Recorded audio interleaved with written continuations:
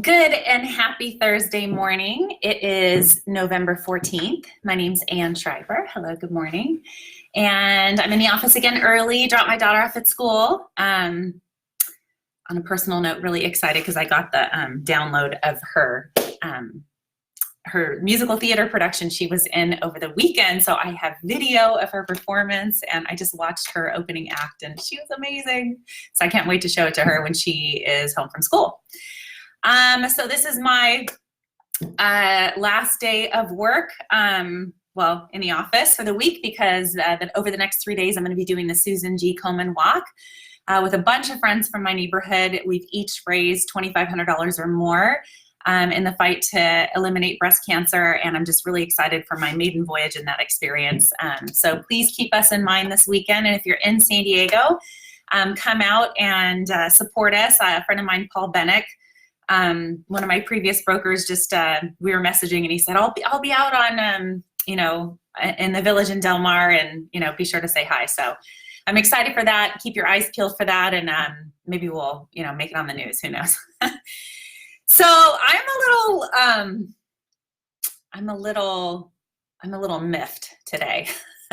There's a new policy that the National Association of Realtors just passed that has to do with pocket listings and withholding properties from the MLS. And, there's a lot of different ways to present a property to market. And the National Association of Realtors has just limited that, the strategies for presenting a property to market in a pretty profound way. And I believe this was a very poor decision and bad for the real estate market as a whole. Hi, Mara.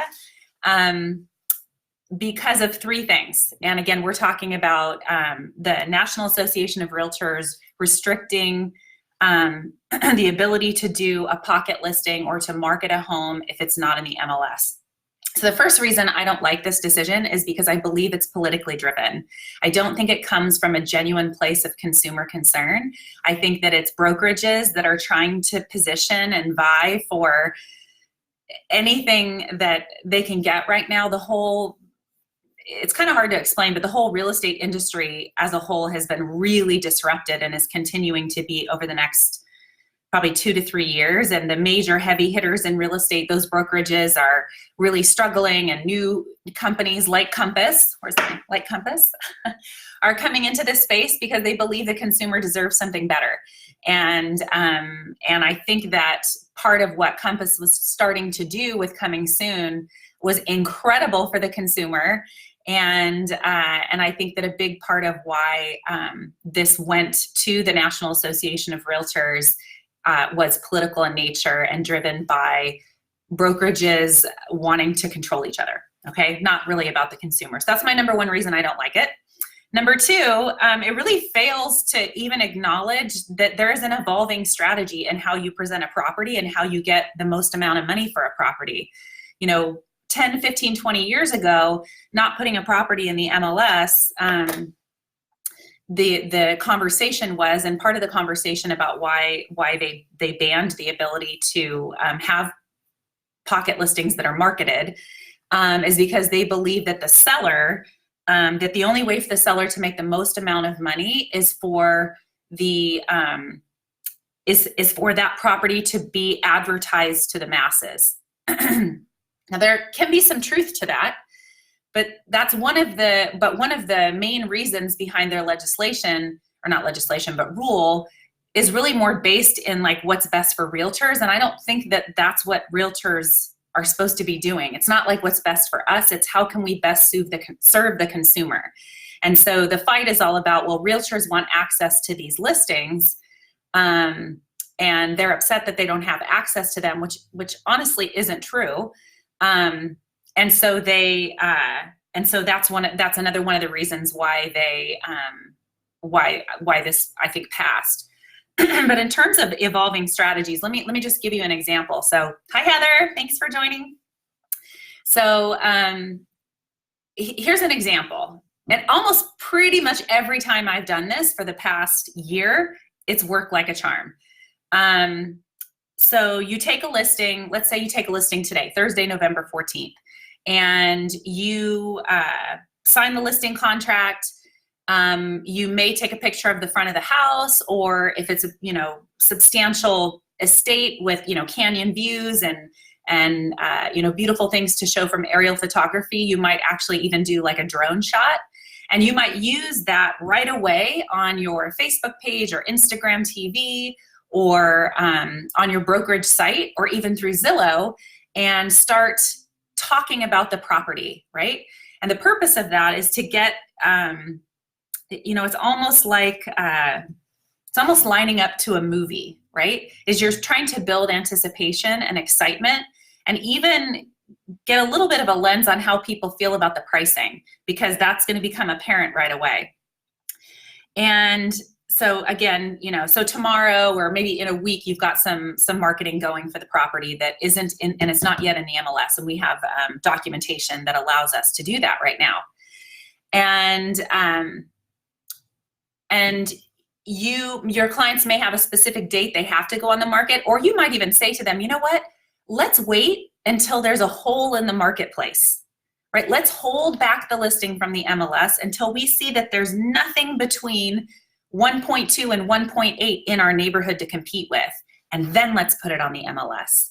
And what typically happens is the people that are really, really looking, that are super, super motivated, they're going to find that property through their agent, through social media, through Zillow, or through the brokerage site before it ever goes on the MLS. And let's say that for this property, and again, let's say it's worth about 1.5. Let's say this property was going to go on the market, January 30th or let's say February 20th. Okay. And you have someone that, discovered it. I've arranged with the clients to, hi Kim, to put it on the market, and we know the date, and somebody has inquired ahead of time. Let's say it's like early January, and there's somebody like, hey, we just back from the holidays and I saw your property on Facebook. This is perfect. And my clients really want to see it. And so we coordinate with the sellers, because again, we're not officially showing the home yet, and it's up to the sellers whether or not they want to show it. And there's a whole conversation that happens with those sellers about that showing. And it goes like this: Mr. and Mrs. Seller, if you want to show this property, then you have to be willing to sell it at the list price that we give to that person that comes to the door, because this person is highly, highly, highly motivated. If they have found it before it goes on the MLS, this person is probably your most ideal buyer. And they're now urgently wanting to see it because they don't want it to go on the market. And so let's say our list price is 1.5, okay? And you have that conversation with the seller, and you say, okay, Mr. and Mrs. Seller, what's going to make you want to sell this to one person instead of the masses? And they may say, well, that's tough. I was hoping to get multiple offers, or be hard to think we left money on the table, which, everybody can appreciate that. And so you say, okay, well, what wouldn't make you feel that way? And then you relook at the comps at what's fair for the home. And let's say the best case scenario for that property was 1.51 or 1.55, okay? And they said, if they were willing to give us 1.575, I wouldn't care. And you know what? That would be a major win for my family, because I have 3 kids that are 3, 6, and 9, and 2 dogs, and we both work from home. And I don't want to do all of those showings. And if that person would do that, like, oh my gosh, that my wildest dreams would come true, and I couldn't write the script any better. And I say, okay, so that's the price I'm going to give the buyers before they walk in the door. They walk in the door, and either they pay that price or not. But they're not out anything. They're not out any, the seller is not out any damage to the home or to the property's equity, because it's not on the MLS. And you use that idea of, the fear of loss, which is the property going on the market, to get that person to pay a premium to get it before anyone else sees it. And there's, that's one example. You can also only do showings like the week before it goes on the market. And the main thing is that you can't limit who you show the property to. So if we're going to show property to anyone, we're emailing all of the realtors in the area. We've got it advertised. in all of, in Zillow, on Compass, on Facebook, on Instagram, on anywhere you could find the property other than the MLS. And that creates a ton of fear of loss when you hold back the showings until the week before it goes on the MLS, and that can really create scarcity and even create a bidding war before you go on the market. And we have gotten record-setting prices over and over and over and over and over and over and over again using that strategy. And in my opinion, that is a great thing for the consumer. So and there's so many other strategies that go with this, but it's a little complicated, as you can tell, to describe this each step and how each showing goes. But that's my second reason I don't like this policy. The first one is I think it's politically driven. The second one is I think it fails to really understand the evolving strategies in the real estate industry. This is not the same real estate industry as it was 20 years ago. People find the homes. They find them. If they are motivated and looking for property, they will find the property. Just like I have to be on all kinds of different platforms, consumers understand they have to look in a lot of places to be sure they're not missing anything. And so do their agents.